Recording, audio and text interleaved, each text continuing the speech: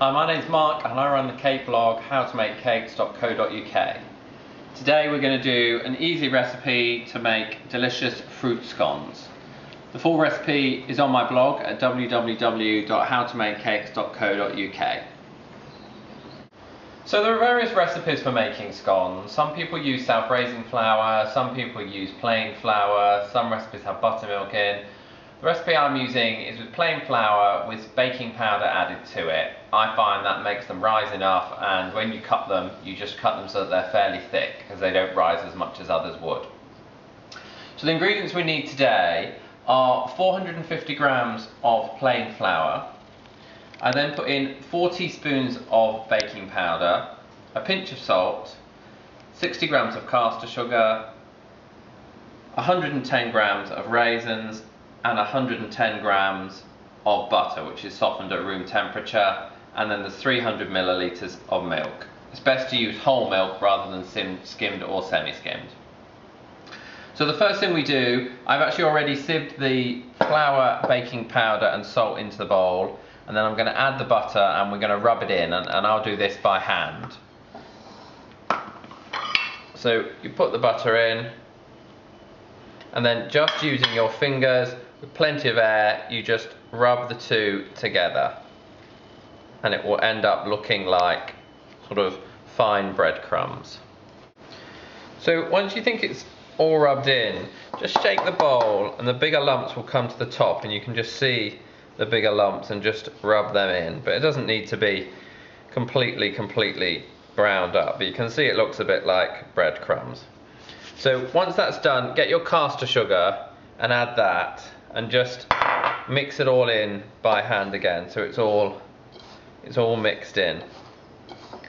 Some people add it before they rub in, but I find it's fine just to do it like this.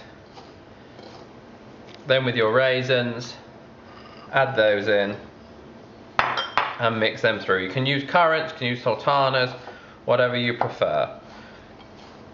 Mix that all in, and then all we're going to do in a moment is mix the milk in, and that's your scone mix done. So make a well in the middle of your dry mix, pour in the milk. Maybe don't pour all of it in, pour 2/3 of it in, and then you might want to just use a knife to start mixing it together, but then you're going to put your hands in and actually get it all mixed up. You put your hands in, mix it all together, and it'll all come together to form a dough. The reason I don't add all the milk at one go is, sometimes you find you don't need it all, but I'm going to need a bit more, but I'm not sure I'm going to need it all, so I'll add a bit more milk. Keep mixing it together. Eventually the bowl will become clean. It'll all be mixed in.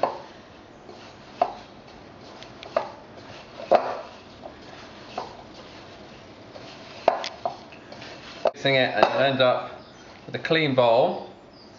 So you need to just put some flour on your work surface to stop it from sticking.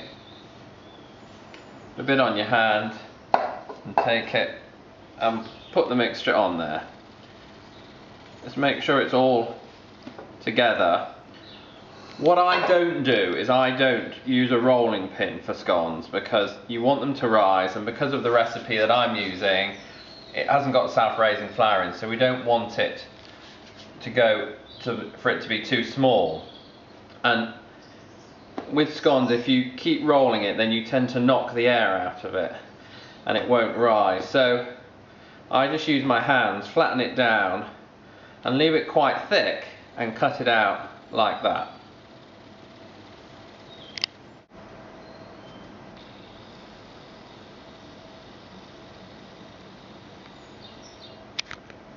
So to cut them, I've got a metal cutter that I'm going to use. If you don't have a cutter like this, you can use upside down jam jar or cup or something like that. This is the right size for mine, not too big, and you just push it down and quickly take it out. Try not to turn it around for a long time and move it like that, just down and out again. Again, it stops it, well, it allows it to rise. So you just keep going, as many as you can out of the mixture.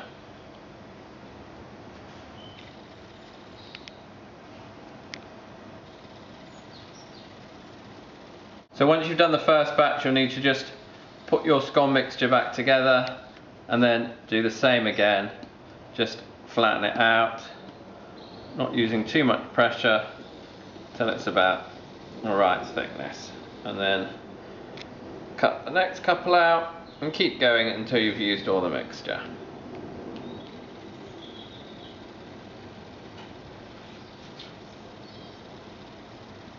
As you can see, I make them quite large.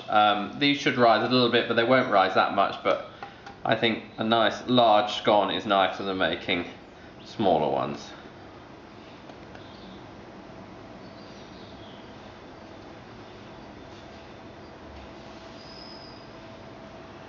So arrange them on your tray with a bit of space in between. Doesn't need too much because they don't really expand very much.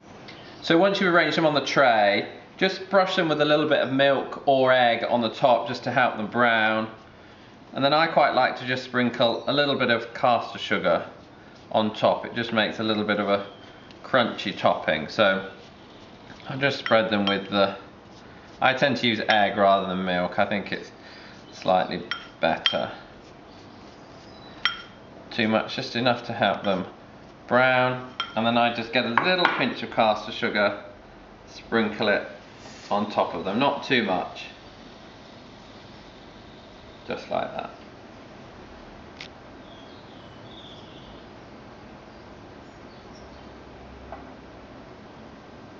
So once you've done that, they go in the oven at 170 degrees centigrade.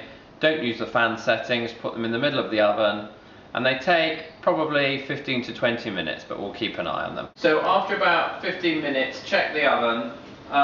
These do look to be just about cooked. They've just got a nice brown colour on the top. As you can see, they've risen a bit, they're a bit misshapen, which is all the point of homemade scones. One thing to check, just tap the bottom and it should feel a sort of hollow sound, which that does. So they're cooked, and just immediately remove them and put them to cool on the wire rack.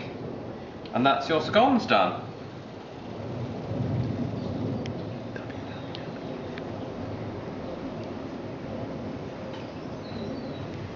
So don't forget, the full recipe is available on my blog, which is www.howtomakecakes.co.uk. All you need to do now, let them cool, get some jam and fresh cream, and enjoy.